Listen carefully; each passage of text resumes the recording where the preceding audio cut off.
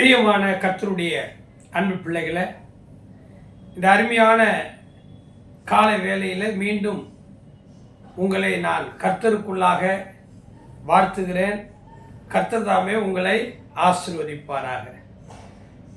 நிச்சயமாக நீங்கள் நல்லா இருக்கிறீங்களா அப்படின்னு நான் கேட்கணும்.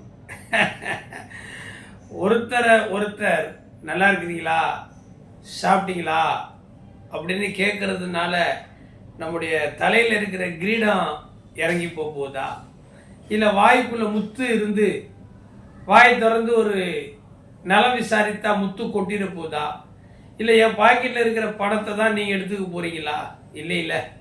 அதனால மனுஷனுடைய அன்பு என்ன பிரதர் சிஸ்டர் நல்லா இருக்கிறீங்களா, சார் நல்லா இருக்கீங்களா, சார் பாஸ்டர் நல்லா இருக்கிறீங்களா, குடும்பம் நல்லா இருக்குதா அப்படின்னு கேட்குறதுல தப்பு இல்லை. கர்த்தர் உங்களை ஆசீர்வதிப்பார். நீங்கள் நல்லா இருப்பீங்க. இந்த காணொளியை தொடர்ந்து 40 நாள் பதிவு செய்ய வேண்டும் என்று சொல்லி நான் நேரத்தை ஒதுக்கி ஜெபத்தோடு ஒவ்வொரு நாளும் இந்த காணொளியை பதிவு செய்கிறேன்.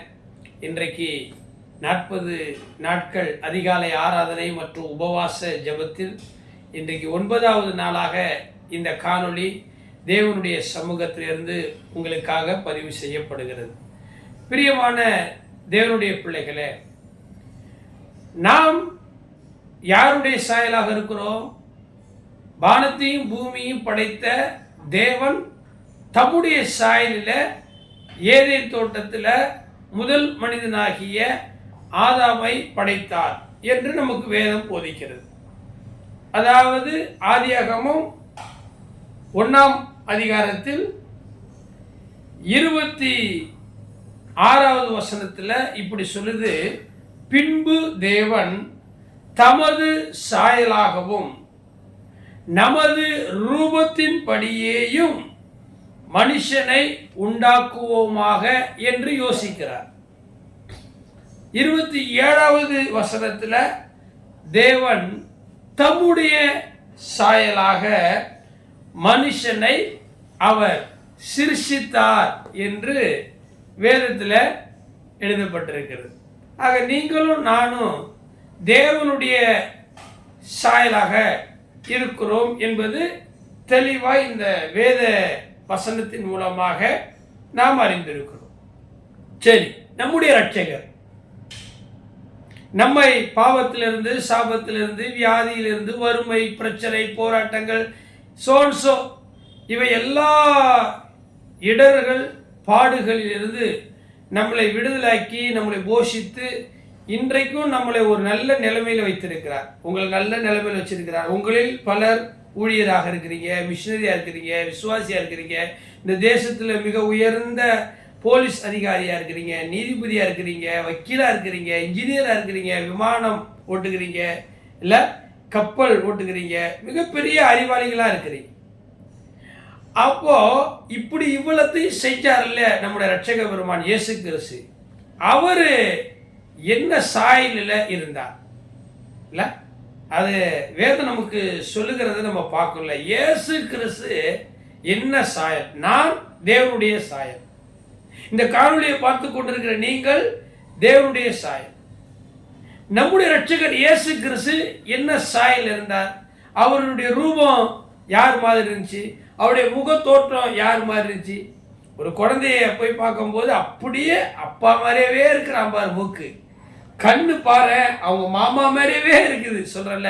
அதே போல இந்த உலகத்தை உண்டாக்கின பிதாவாகி தேவனுடைய குமாரனாகி இயேசு கிறிஸ்து யாருடைய சாயல் இருக்கிறார் என்பதை நம்ம சொல்றோம். பாருங்க, ரோமர் புஸ்தகத்தில் இப்படியாக ஒரு வசனம் இருக்கிறது. ரோமருக்கு எழுதப்பட்ட அந்த நிருபத்தில் 8வது அதிகாரத்தில் 3வது வசனம் என்ன நம்ம சொல்லுது? அது எப்படி எனில், மாமிசத்தினாலே பலவீனமாய் இருந்த நியாயப்பிரமாணம் செய்யக்கூடாததை தேவனே செய்யும்படிக்கு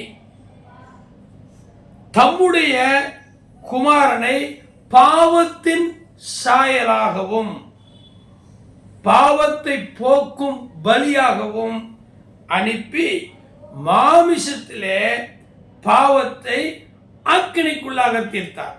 அப்பா, நான் தேவனுடைய சாயலாக இருக்கிறேன். ஆனா இயேசு கிறிஸ்து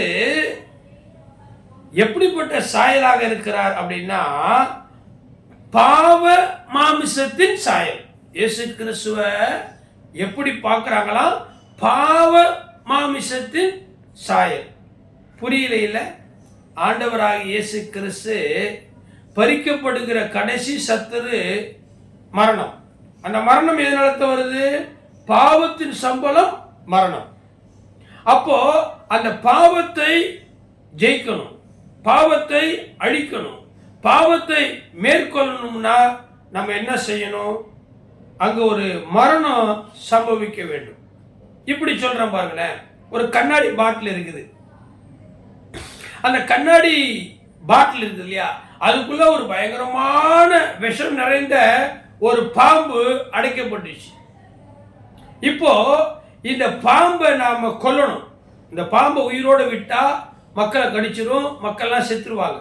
ஆனா இப்ப இந்த விஷ பாம்பு ஒரு கண்ணாடி பாட்டிலுக்குள்ள இருக்குது. இப்ப என்ன செய்யறோம் அப்படின்னா, இந்த கண்ணாடி பாட்டிலுக்குள்ள இருக்கிற இந்த பாம்போடு சேர்த்து அந்த கண்ணாடி பாட்டில் ஓங்கி தரையில் அடிக்கிறோம். அந்த பாம்பு செத்துருது. கண்ணாடி பாட்டில் என்ன ஆகும்? கண்ணாடி பாட்டில் சுக்குநூறா உடைஞ்சிரும். பார்த்தீங்களா? அந்த கண்ணாடி பாட்டில் பரிசுத்தமான கண்ணாடி பாட்டில் டிரான்ஸ்பரண்ட், உள்ள என்ன இருக்குது வெளியே என்ன இருக்குதுன்னு அழகா காமிக்கும். ஆனா அதுக்குள்ள ஒரு பாம்பு, ஒரு விஷம், ஒரு பாவமான ஒரு காரியம் இருக்கிறதுனால அதற்காக அந்த பாட்டிலையும் உடைக்க வேண்டியதாக இருக்குது. அந்த பாட்டில பார்க்கும் போதெல்லாம் அந்த பாம்பு தெரியும். பிரியமானவர்களே, நன்றாக யோசித்து பாருங்கள். நம்முடைய ஆண்டவராகி இயேசு கிறிஸ்து மனுஷகுமாரனாக இந்த உலகத்தில் நம்ம எல்லாரையும் வாழ வைக்க பிரகாசிக்க வந்த இயேசு கிறிஸ்து பாவத்தினுடைய சாயலாக காணப்பட்டாராம். தமது குமாரனை பாவ மாமிசத்தின் சாயலாக. பாவ மாமிசம். அப்ப மாமிசம் என்பது பாவம். பாவ மாமிசத்தின் சாயலாக இருந்ததுனாலதான் அந்த சரீரத்தை நமக்காக சிலுவையில் பலியாக ஒப்பு கொடுத்தார். அதுபோல பாவத்தை போக்கும் பலியாகவும் அனுப்பி மாமிசத்துல பாவத்தை ஆக்கினைக்குள்ளாக தீர்த்தார். இது எவ்வளவு அருமையான ஒரு காரியத்தை பாருங்க. ஆகவே இயேசு கிறிஸ்து பாவிகளின் இரட்சகர், பாவத்தை தீர்க்கிற குமாரனாக இயேசு கிறிஸ்து. விளங்குதா? ஆகவே நீங்களும் நானும் தேவ சாயலாக இருக்கிறோம்.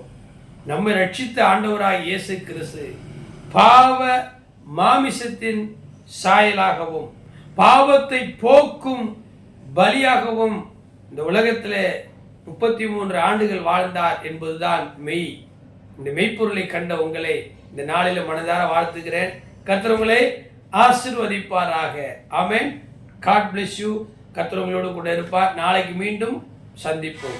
அன்பின் ஆண்டவரே, இந்த காணொளியை பார்க்கிற அருமையான தேவ மனிதர்கள், விசுவாசிகள், புறஜாதி மக்கள் எல்லாரையும் கர்த்தர் ஆசீர்வதிப்பீராக.